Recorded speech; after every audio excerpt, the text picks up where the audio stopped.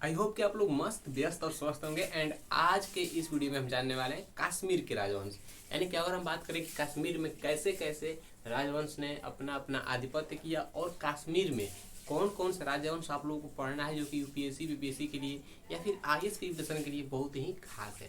तो आइए इसको हम शुरू करते हैं। अगर क्वेश्चन में पूछेगा कि कश्मीर में राजवंशों के क्रम को सजाइए, तो कश्मीर में सबसे पहले कारकोट वंश का राज था। कारकोट वंश के बाद कश्मीर में उत्पल वंश आया एंड उत्पल वंश के बाद कश्मीर में लोहार वंश आया ना। ये तीन ही प्रमुख आप लोगों को पढ़ना है और इसके बाद पूरा कश्मीर के राजवंश हम खत्म करेंगे ना। यानी कि सबसे पहले कश्मीर में कारकोट वंश आया, उत्पल वंश आया, उसके बाद आया लोहार वंश। अगर हम बात करें कारकोट वंश की, तो कारकोट वंश के संस्थापक का नाम है दुर्लभ वर्धन। क्या नाम है? दुर्लभ वर्धन। यानी कि दुर्लभ वर्धन को कारकोट वंश का संस्थापक भी माना जाता है। और दुर्लभ वर्धन के शासनकाल में ही चीन का एक व्यक्ति वेनसांग, आप लोगों ने इसका नाम सुना होगा, वेनसांग ने कश्मीर की यात्रा की। देखिए, अगर क्वेश्चन में पूछ दिया कि वेनसांग ने भारत की यात्रा किसके शासनकाल में किया था, तो हर्षवर्धन के शासनकाल में ना, जो कि चीन का यात्री था। लेकिन अगर क्वेश्चन में पूछ दिया आप लोगों के प्रीलिम्स में कि वेनसांग ने कश्मीर की यात्रा किसके शासनकाल में किया था, तो दुर्लभ वर्धन के शासनकाल में। अगर क्वेश्चन में पूछ दिया कि वेनसांग ने कश्मीर की यात्रा किस वंश के दौरान किया था, तो कारकोट वंश के दौरान। अगर थोड़ा सा हम और आगे बढ़े तो हम जानेंगे कि कारकोट वंश का सबसे प्रतापी राजा था ललितादित्य। क्या नाम था इसका? ललितादित्य ना, सबसे प्रतापी राजा था। किस वंश का? कारकोट वंश का। और इसका पूरा नाम है ललितादित्य मुक्तापीड ना।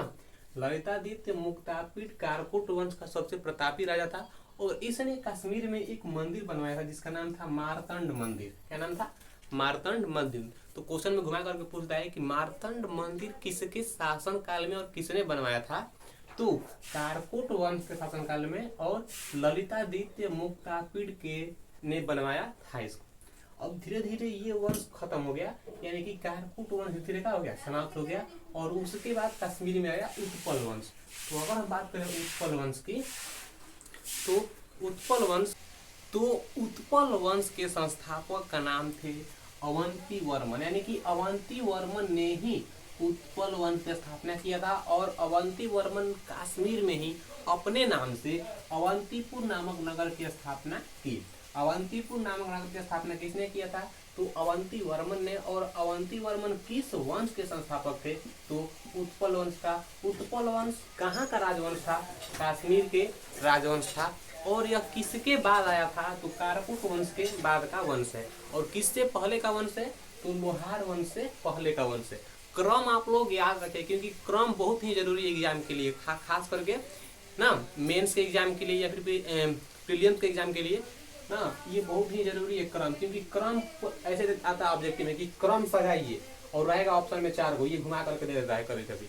हाँ, तो वहाँ पे बहुत जरूरी है क्रम याद करना, ठीक। और उत्पल वंश में एक रानी हुई जिसका नाम था दिद्या। क्या नाम था? दिद्या। दिदिया नहीं, यहाँ पे आप लोग कंफ्यूज मत होइएगा, दिदिया यहाँ पे नहीं है, दिद्या जिसका ना विद्या, तो उसी प्रकार से दिद्या। और यह रानी हुई 980 ईस्वी में। और इस रानी को महत्वाकांक्षी शासिका भी कहा जाता है। क्या? महत्वाकांक्षी शासिका भी कहा जाता है। क्यों? क्योंकि महत्वाकांक्षी का मतलब होता है कि बहुत ही इच्छाओं को रखने वाला।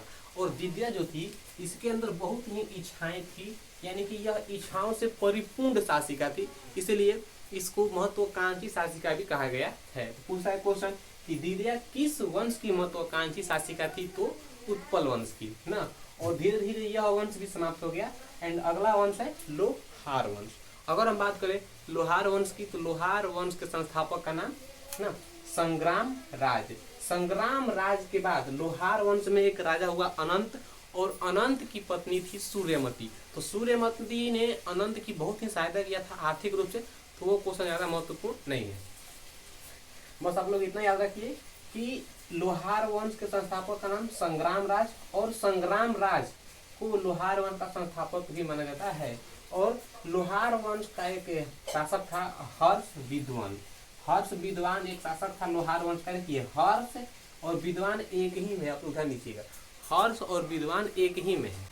तो यहाँ पे अब क्या हुआ कि हर्ष विद्वान जो था यह ना एक कवि भी था और यह कई भाषाओं का ज्ञाता भी था, यानी कि कवि था और कई भाषा का ज्ञाता भी था। तो देखिए क्वेश्चन पूछता है कि हर्ष विद्वान किस वंश का कवि और अनेक भाषाओं का ज्ञाता था?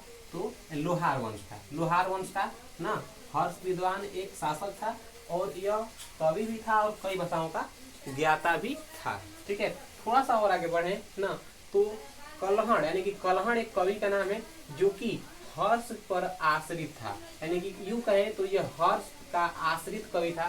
तो क्वेश्चन पूछता है प्रीलिम्स में कि हर्ष का आश्रित कवि कौन था? तो कलहड़। और कलहड़ किस वंश का आश्रित कवि था? तो लोहार वंश का। अगर हम बात करें कि लोहार वंश का अंतिम शासक कौन था? तो जय सिंह। और जय सिंह के बाद ही कश्मीर के राजवंश की पृष्ठभूमि समाप्त हो गई और जय सिंह के बाद कश्मीर में कोई भी राजवंश नहीं रहा, क्योंकि जय सिंह जब शासक बना तो उस टाइम पे 12वीं शताब्दी चल रही थी। कौन शताब्दी? 12वीं शताब्दी चल रही थी। तो इस टाइम पे 12वीं शताब्दी में भारत में बहुत मतलब कि अनेकों आक्रमण होने लगे और उस आक्रमण में कश्मीर में कोई भी राजवंश नहीं रहा और कश्मीर धीरे धीरे भारत की तरफ ना गुलाम होता चला गया। अगर हम बात करें थोड़ा सा, तो बस 2-3 वीडियो और है, आप लोग थोड़ा सा और सब्र कीजिए। एंड उसका आना शुरू होगा मध्यकालीन भारत, जिसमें हम लोग पढ़ेंगे अकबर, हुमायूं, मोहम्मद गौरी, मोहम्मद गजनवी ना, और झांसी की रानी, मतलब ऐसे बहुत सारे नाम आप लोगों ने सुना है। एंड उन सभी नामों को हम इस चैनल पे ही पढ़ेंगे। तो बने रहिए हमारे साथ। अगले वीडियो में मिलते हैं एक नए टॉपिक के साथ। तब तक के लिए धन्यवाद।